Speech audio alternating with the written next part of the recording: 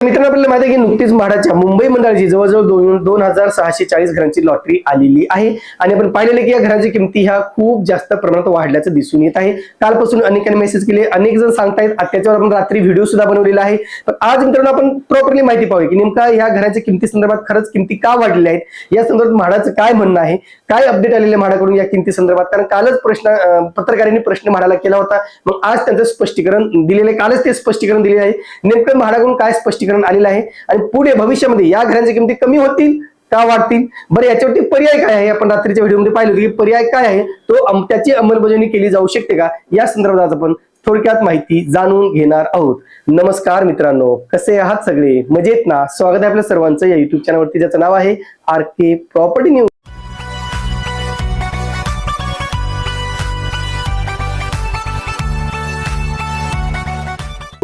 आता मित्रांनो, जी काही लॉटरी आलेली आहे त्या लॉटरीच्या संदर्भातले काही महत्त्वाच्या बातम्या आजच्या पेपरला आलेत. किमतीवरून किंमत खूप जास्त आहे, त्याला पहिला आपण त्या बातम्या पाहूया, नंतर आपण पुढील माहिती पाहूया.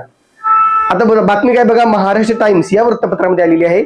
म्हाडाची घरे महागडीच, ताडदेवमध्ये उच्च उत्पन्न गटासाठीचे घर 6,82,00,000. प्रभादेवीत 6 कोटी रुपयांची घरे, माहीन शिवडीसाठी 3 कोटी रुपये. त्यानंतर महत्वाचे 3 पॉईंट सांगितले. अनेक भागात खाजगी गृह प्रकल्पा इतकेच दर, परवडणाऱ्या घरांचा प्रश्न पुन्हा ऐरणीवर. आता परत हाच प्रश्न पडला की नेमकं खरंच परवडणाऱ्या दरात म्हाडाकडून घरे बांधली गेली आहेत का. दुसऱ्या मित्रांनो, सामना वृत्तपत्रामध्ये 9 लाखांच्या उत्पन्नासाठी 2,09,00,000चे घर, म्हणजे मागच्या वेळी जी काही चूक केली होती म्हाडाने तीच रिपीट केलेली आहे की उत्पन्न गट आणि त्याचं घराची किंमत याचा ताळमेळ साधता येणार नाही, त्याच्यामुळे होम लोन होणार नाही, त्याच्यामुळे ही घरे पुन्हा विजेत्यांकडून सरेंडर केली जातील असं कुठेतरी दिसून येते. तर काय सांगितलं, 9 लाखाच्या उत्पन्नासाठी 2,09,00,000चे घर, म्हाडाकडून अल्प उत्पन्न गटाची क्रूर थट्टा. 1,200हून अधिक घरांच्या किमती 1 कोटीच्या घरात. बघा 1,200हून अधिक घरे जी LIG साठी आहेत त्यांच्या घरांची किमती 1 कोटीच्या वर आहेत असे कुठे सांगण्यात आलेले आहे. नंतर तुम्ही लोकसत्ता हा जर वृत्तपत्र पाहिलं तर त्याच्यामध्ये पहा, म्हाडाच्या स्वस्त घरांचे दर गगनाला. अत्यल्प उत्पन्न गटासाठीचे घर 49 लाख रुपयाला, म्हणजे 49 लाखाला अत्यल्प उत्पन्न गटासाठी घर आहे. अल्प गटातील घर 2 कोटींचे. हायेस्ट इन्कम तुम्ही हायेस्ट जे काही किंमत आहे ते या ठिकाणी सांगण्यात आलेले मिळते. मग म्हाडाचं म्हणणं काय मित्रांनो, याच्या संदर्भात काय किमती संदर्भात म्हणणं आहे, त्यांचं काय सांगितलेलं आहे. म्हाडा गृहनिर्माण योजनेतील घरांच्या किमतीची निश्चिती ही बांधकाम शुल्क, जमिनीची किंमत, विकास शुल्क आणि प्रशासकीय खर्च या आधारे केली जाते. त्यामुळे या योजनेतील घरे परवडणारी असतात अशी माहिती म्हाडातील वरिष्ठ अधिकाऱ्यांनी दिली. तर म्हाडा वसाहतींच्या पुनर्विकासातून 33.5 अंतर्गत आणि उपकर इमारतीच्या पुनर्विकासातून उपलब्ध होणाऱ्या घरांच्या किमती त्या ठिकाणच्या रेडी रेकनर दराच्या 110% दराने निश्चित केल्या जातात. बघा ह्या सगळ्या घरांची किमती ह्या रेडी रेकनर दरानेच, त्याच दरावरती डिपेंड असतात. जसा रेडी रेकनर दर जास्त होईल तसे ते किमती जास्त होतील, जर तो कमी झाला तर त्या किमती कमी होतील. त्यामुळे माझगाव, दादर, ताडदेव या परिसरामध्ये घरांची किमती वाढतात. टोटल मित्रांनो तुम्ही जर विचार केला तर हे सगळं रेडी रेकनर दरावरती डिपेंड असणार आहे. बरं कोइन्सिडन्स म्हणा, म्हणजे तुम्ही कोइन्सिडन्स म्हणा की ह्या सगळ्या पेपरला बातम्या आल्यानंतर अतिशय महत्वाची बातमी सुद्धा आजच आलेली आहे. नेमकं ती बातमी म्हाडाच्या घरांसाठी महत्वाची असणारच आहे, पण भविष्यासाठी सुद्धा किंवा तुम्हाला खाजगी विकासाचं घर यायचं असेल त्यासाठी सुद्धा महत्वाची असणार आहे. पाहिजे का दिलेलं आहे, रेडी रेकनरचे दर 5 ते 8% वाढणार. हा खूप मोठी न्यूज आहे मित्रांनो, म्हणजे 5 ते 8% रेडी रेकनरचे दर वाढणार आहे. आणि आता म्हाडाने काय सांगितलं की या सगळ्या घरांच्या किमती रेडी रेकनर दरानुसारच ठरतात. याचा अर्थ काय की येणाऱ्या काळामध्ये तुम्हाला म्हाडाची घरे स्वस्त मिळणार नाहीत किंवा कमी होतील असं नाही, रेडी रेकनर दरानुसारच त्या घराची किमती ठरतात असा एक सांगण्यात आलेला आहे. त्याच्यात काय सांगितलं, मुद्रांक विभागाचा शासनाला प्रस्ताव, आज घोषणा. बघा आज त्याची घोषणा होईल. रेडी रेकनर दरामध्ये 5 ते 8%, 1 ते 2 नाही 5 ते 8%ची वाढ होईल.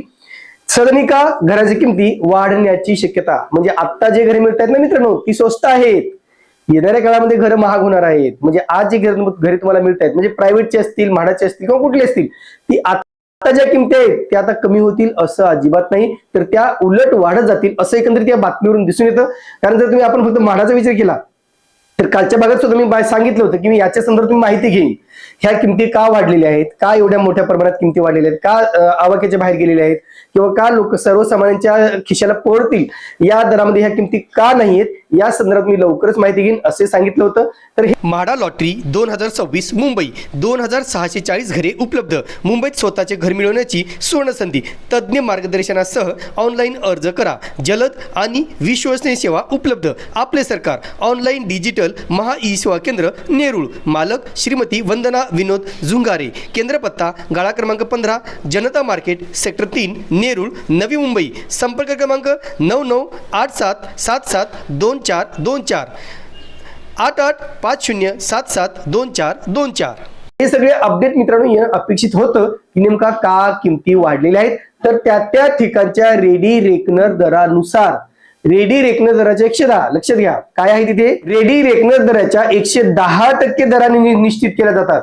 हा पॉइंट अतिशय महत्वाचा मानला जातो. मग तुमचं उत्पन्न किती आहे, तुम्ही कुठल्या गटामध्ये बसतात त्याच्याशी इथे काही घेणं देणं नाही. आणि म्हणून कुठेतरी याच मुळे कुठेतरी या घरांच्या किमती किंवा म्हाडाच्या किमती ह्या वाढलेल्या आहेत. तर याच्यासाठी महत्वाचं मित्रांनो की पर्याय काय आहे. पर्याय मी कालच्या व्हिडिओमध्ये सुद्धा सांगितला.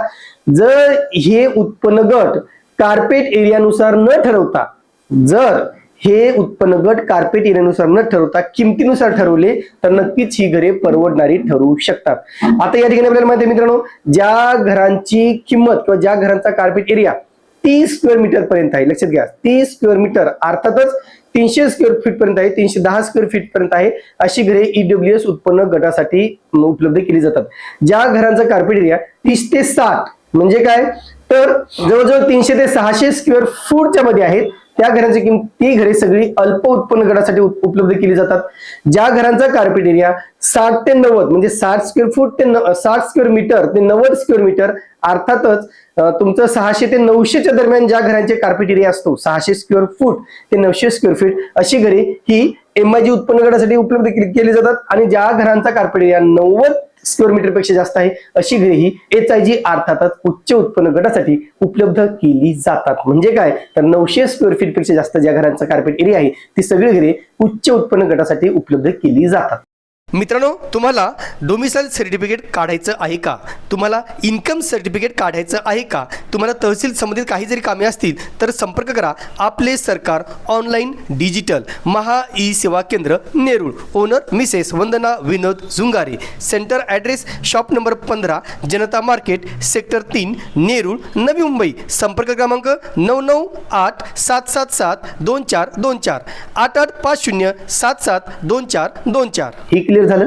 आता इथे काय महत्वाचं आहे, समजा एखादं अल्प उत्पन्न गटासाठीचं घर हे दादर या ठिकाणी आहे, जसं की स्वगृह सोसायटीमध्ये आहे, मग त्या घराची किंमत 2 कोटी रुपये आहे.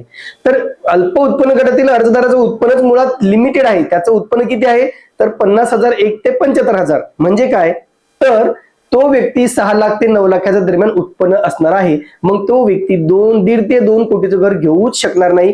कोणती बँक त्यांना घर देऊ शकणार नाही. हे म्हाडालाही माहित आहे, शासनालाही माहित आहे, सर्वसामान्य अर्जदारांना सुद्धा माहित आहे. इथे विलाज करणं आवश्यक होतं. म्हणजे जी बिमारी मागील 2 ते 3 वर्षापासून लागलेली आहे तिच्यावरती विलाज केला जाईल असं वाटलं होतं. कारण मध्यंतरी एक प्रस्ताव आला होता की ही सगळी घरे हे सगळे उत्पन्न गट हे त्या किमतीनुसार तेथील घराच्या किमतीनुसार ठरवले जातील. आता किमतीनुसार ठरवले जातील म्हणजे नेमकं काय, ज्या घराची किंमत 30 ते 35 लाखापर्यंत आहे ती घरे ईडब्ल्यूएस उत्पन्न गटासाठी, मग त्यांचा कार्पेट एरिया कितीही असो. ज्या घरांची किंमत 35 ते 45 किंवा 35 ते 40-45 दरम्यान आहे किंवा 50 दरम्यान आहे अशी घरे ही एलआयजी उत्पन्न गटासाठी दिली जाऊ शकतात, जिथे तुम्हाला जास्त म्हणजे होम लोनची सुद्धा इश्यू होणार नाही. ज्या घराची किंमत 50 ते 75 किंवा 50 ते 60 किंवा 50 ते 70च्या दरम्यान आहे अशी घरे ही एमआयजी उत्पन्न गटासाठी दिली जाऊ शकतात. आणि ज्या घराची किंमत 75 पेक्षा जास्त किंवा 70 पेक्षा जास्त आहे ही सगळी घरे एचआयजी उत्पन्न गटासाठी दिली जाऊ शकतात. आता हा प्रस्ताव मित्रांनो ऑलरेडी म्हाडाने तयार केला होता, पण त्याच्यावरून काहीही निर्णय झालेला नाही. आणि तो जर प्रस्ताव लागू झाला असता तर नक्कीच जे काही आता आपण बातमी पाहतो की एलआयजीचं घर 2 कोटीला ही बातमी आजच्या पेपरला आली नसती, किंवा ईडब्ल्यूएसचं घर 50 लाखाला ही बातमी आजच्या पेपरला आली नसती. पण हा प्रस्ताव माहित नाही कशामुळे गुंडाळला गेला, कशामुळे याच्यावरती काय निर्णय झाला नाही हे आपल्याला समजलेलं नाही. आता महत्वाचं हे मित्रांनो की रेडी रेकनर दराचा आपण जसा उल्लेख केला की तिथे वाढ सुद्धा केली जाणार आहे. याचाच अर्थ असा आहे की आता जी घरे आहेत पुढील वर्षी त्या किमतीमध्ये सुद्धा वाढ होणार आहे. हे सगळं आजच्या रेडी रेकनर दराची जी काही बातमी आपण पाहिलेली आहे त्या बातमीवरून एकंदरीत दिसून येतं. आणि म्हणून हे जे काही रेडी रेकनर दर आहेत ते कसे कमी होतील याच्यावरती सुद्धा शासनानं काम करणं आवश्यक आहे, जेणेकरून सर्वसामान्यांना दिलासा मिळू शकतो. तर आज आपण मित्रांनो म्हाडांच्या याच किमती संदर्भात की किमती का वाढतायत आणि त्या कशामुळे वाढल्या जात आहेत आणि त्याच्यावरती नेमकं सोल्युशन काय आहे हे आपण कसं कालच्या भागात पाहिलं तसं आजच्या भागात अधिकृतरित्या आपण माहिती पाहिलेली आहे. पुढील भागात आपण नेमकं जे काही स्वस्त घरे आहेत, जी काही परवडणारी घरे आहेत म्हणजे 50 लाखापेक्षा कमी, त्या संदर्भात सविस्तर माहिती घेऊन येणार आहोत. आणि जे काही अपडेट म्हाडाचे आहे, जे काही लॉटरी आलेली आहे, जे काही बुकलेट आहे, जे काही माहिती पुस्तक आहे त्या अनुषंगाने सगळीच माहिती आपण घेऊन येणार आहोत. तुर्तास मित्रांनो इथेच थांबतो, पुन्हा भेटूया एका नवीन व्हिडिओसह. तोपर्यंत आपली रजा घेतो. धन्यवाद.